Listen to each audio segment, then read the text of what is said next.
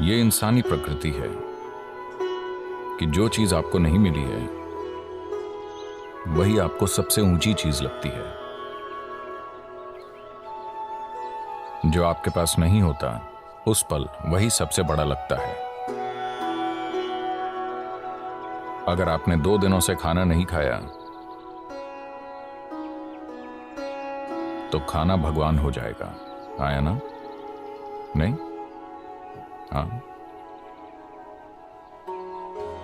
अगर आपको यह समझ नहीं आया तो मुंह बंद करके 2 मिनट तक अपनी नाक पकड़िए।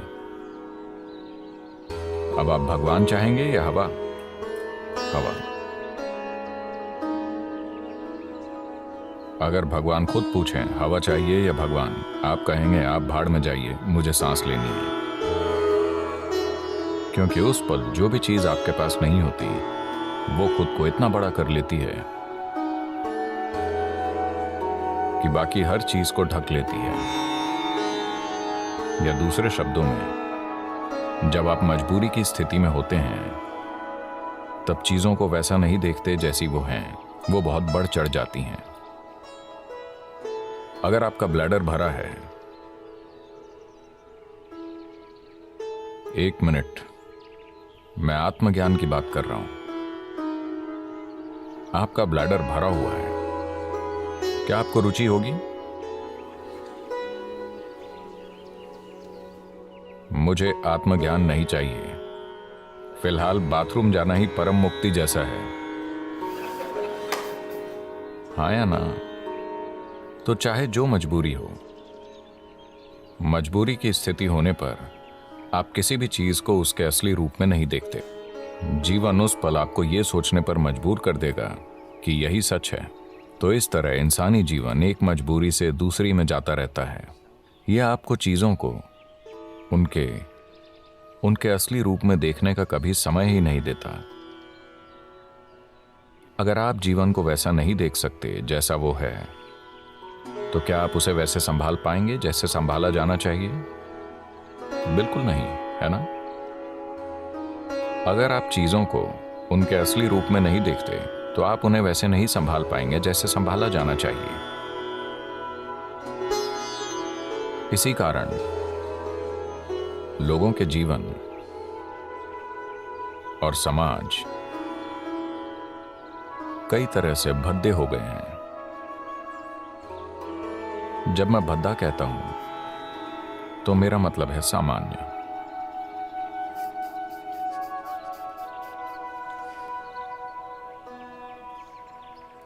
मैं एक स्कूल में 14-15 साल के बच्चों से बात कर रहा था।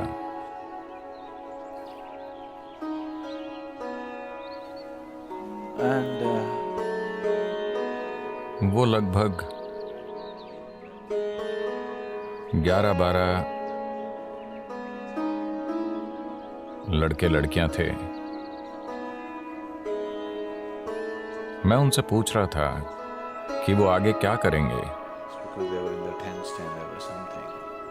क्योंकि वो शायद 10वीं क्लास में थे। वो सिर्फ नौकरी ढूंढकर पैसा कमाने की बात कर रहे थे। मुझे विश्वास ही नहीं हुआ, क्योंकि जीवन भर मैंने कभी पैसे कमाने की नहीं सोची। मेरे पिता अपना सिर पीटते थे, इस लड़के के दिल में डर ही नहीं है, इसका क्या होगा, इसका क्या होगा। मैंने कहा डर नहीं होना समस्या है? मुझे लगा डरना समस्या है। मैंने कभी नहीं सोचा कि डर ना होना समस्या है।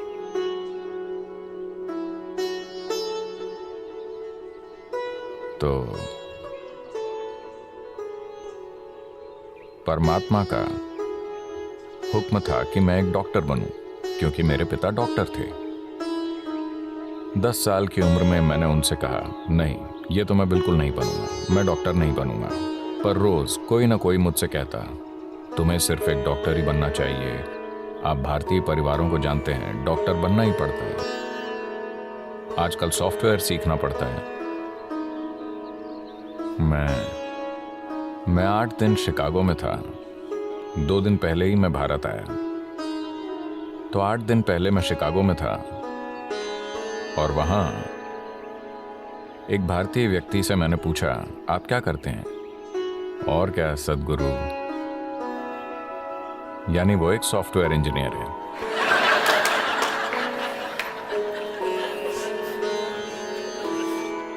कुछ समय पहले कोई कहता और क्या, तो वो एक डॉक्टर होता। अब कोई कहे और क्या, तो वो एक सॉफ्टवेयर इंजीनियर है। वो डॉक्टर इसलिए नहीं बने कि उन्हें शरीर विज्ञान में रुचि थी। वो सॉफ्टवेयर इंजीनियर इसलिए नहीं बने कि उन्हें इलेक्ट्रॉनिक्स में रुचि है, बस पैसा कमाने के लिए। क्या ये जरूरी नहीं है? मैं ये नहीं कह रहा, मैं बस ये कह रहा हूं कि एक चींटी जिसका दिमाग आपसे 10 लाख गुना छोटा है, वो भी जीवन चला लेती है। आपका दिमाग इतना बड़ा है, आपको क्या समस्या है? मैं ये इसलिए कह रहा हूं क्योंकि ये बुरी तरह से सीमित करने वाला विचार युवाओं पर थोपा जा रहा है कि आपको पैसे कमाने होंगे, कि यही सबसे बड़ी चीज है। इतना बड़ा दिमाग होते हुए पैसा कमाना क्या वाकई कोई समस्या है? मैं जानता हूं कि सभी को यही मानने के लिए तैयार किया गया है, पर ऐसा नहीं है। मैं बता रहा हूं, ऐसा नहीं है। मानव चेतना के लिए पैसे कमाना एक मामूली चीज है, पर दुर्भाग्य से पूरी मानवता अपनी पूरी ऊर्जा और बुद्धि बस पैसा कमाने में लगा रही है। अगर दुनिया में ये नहीं बदलता, मैं ये नहीं कह रहा कि पैसे नहीं कमाने चाहिए, मैं बस ये कह रहा हूं कि इसे पूरी इंसानी चेतना पर हावी नहीं होना चाहिए। अगर आप एक छोटी उंगली से काम करें तो ये पैसे कमा लेगी, इसमें इतनी काबिलियत है। पूरी इंसानी प्रतिभा मुरझाकर मर गई है, सिर्फ इसलिए कि सभी सोच रहे हैं पैसे कैसे कमाएं, पैसे कैसे कमाएं। जब वो पैसा कमाने लगते हैं तो वो बैठे बैठे मोटे हो जाते हैं। आपको सोचना चाहिए, मैं इस जीवन के साथ क्या कर सकता हूं, है ना? आपको सोचना चाहिए, इस जीवन के साथ सबसे बड़ी चीज मैं क्या कर सकता हूं, क्योंकि एक दिन आप मर जाएंगे। क्या आप जानते हैं? क्या आपको पता है आप मर जाएंगे? तो मरने से पहले इस जीवन को परम संभावना तक पहुंचना चाहिए, है ना? मैं पैसे कमाता हूं, पैसे कमाता हूं, लोग गर्व से कहते हैं। आप क्यों नहीं देखते कि हर कीड़ा, हर पक्षी, हर जानवर, इस धरती का हर प्राणी जीवन चला रहा है? इतना गर्व कि मैं अपना जीवन चलाता हूं, इसमें इतना गर्व करने की क्या बात है? सभी अपना जीवन चला रहे हैं, है ना? सिर्फ इंसान ही इसे मुद्दा बना रहे हैं। बहुत बड़ा मुद्दा। जब मैं ये देखता हूं कि इंसानी बुद्धि जीवन चलाते चलाते कैसे कुर्बान हो गई है, तो विश्वास नहीं होता। मनुष्य कितना कुछ कर सकते थे, वो अद्भुत चीजें कर सकते थे, पर उसके बजाय वो पैसा कमा रहे हैं।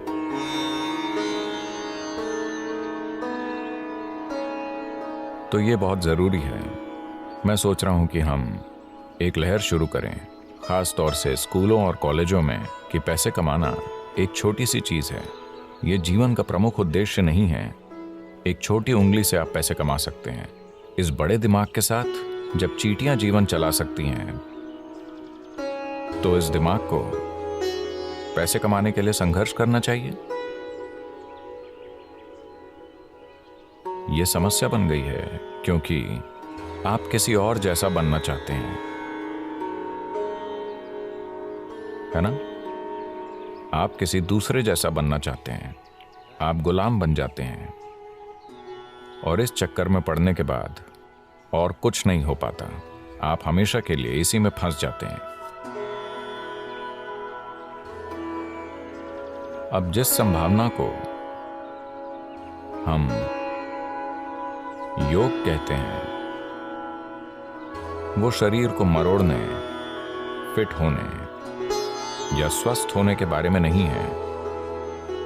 अगर आप प्रकृति के साथ तालमेल में हैं, तो प्रकृति ये सब कुछ कर देगी। ये अपने सिस्टम की ज्यामिति के माध्यम से ब्रह्मांड की ज्यामिति समझने के बारे में है। मैं इसे ज्यामिति कह रहा हूं क्योंकि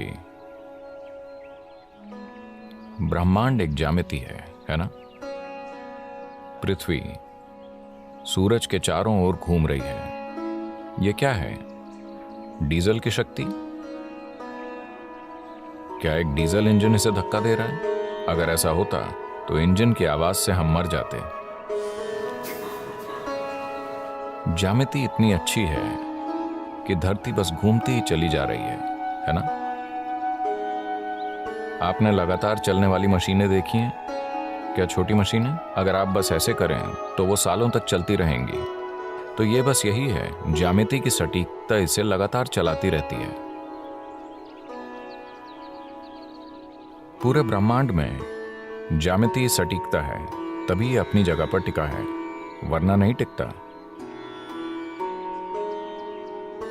अगर आप अपने शरीर को एक खास तरह से संभालना सीखें, अगर आपके शरीर की ज्यामिति बाकी सृष्टि की ज्यामिति के साथ तालमेल में है, तो अचानक एक तालमेल होगा जिसके द्वारा आप पूरा ब्रह्मांड इसमें उतार पाएंगे। ये कोई छोटी चीज नहीं है। अगर आप बस ऐसे जिएं तो आप हड्डी और मांस का एक टुकड़ा हैं। अगर आप इसे सही कर लें तो अचानक ये कुछ और बन जाता है। शायद अब लोगों को ये अनुभव नहीं होता क्योंकि आपके पास टाटा स्काई, डिश नेट वगैरह है। पर मान लीजिए 80 का दशक है और आपके घर के टीवी में दूरदर्शन चल रहा है।